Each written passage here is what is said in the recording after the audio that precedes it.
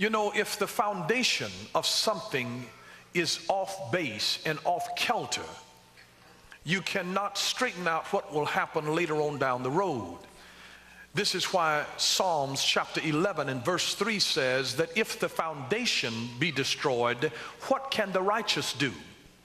That's why you got righteous parents today, or righteous grandparents that are struggling with children or grandchildren, and they can't seem to do anything with them because something got off base in their foundation.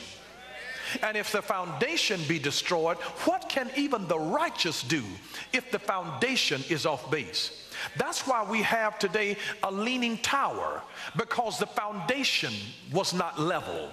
If your foundation is not level, then you can look at the foundation of a thing and tell how something is going to grow.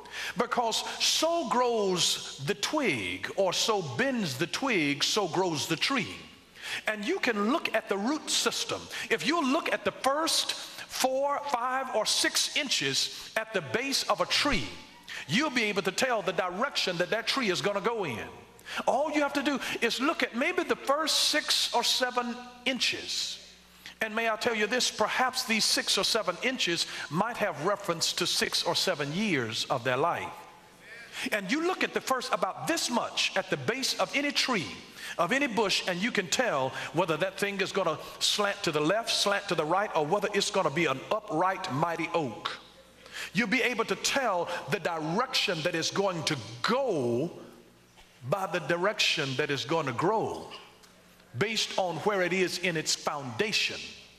Because so bends or so grows the twig, so grows the tree.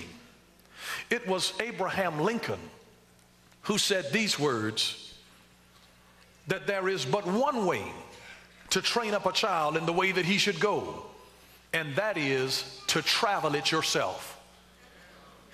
And when you go the way, remember now, if you're going to be an exceptional parent or grandparent or friend or mentor, you've got to know the way, go the way, and show the way. So Abraham Lincoln, I love that he said that if there's but one way to train up a child in the way that he should go, and that is to travel it yourself. We got to go the road ourselves, because there's somebody who's watching you.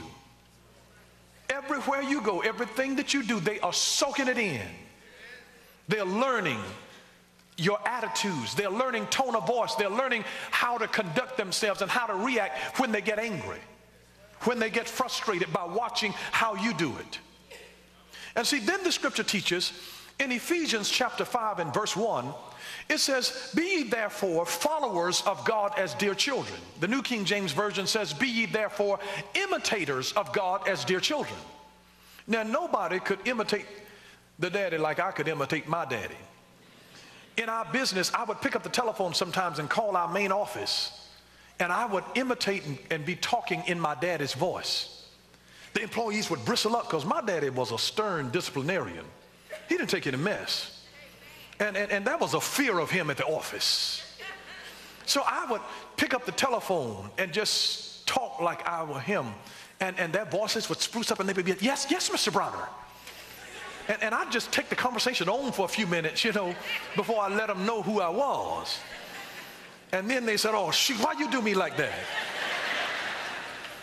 And let me tell you this, I was so good at it that we had 2 lines in the home. I could actually go on a separate line, and this was before the days of caller ID.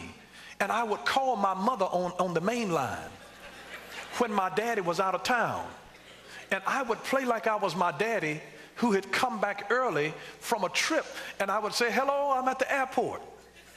I need you to come and pick me up. And Mama, you know, she was such a wonderful, wise woman. Mama, when she heard that this was her husband, she would spruce her voice up. She, hi, baby.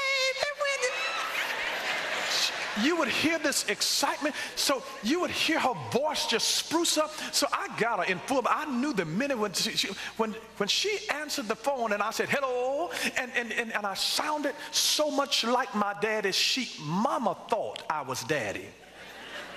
And she spruced her voice up.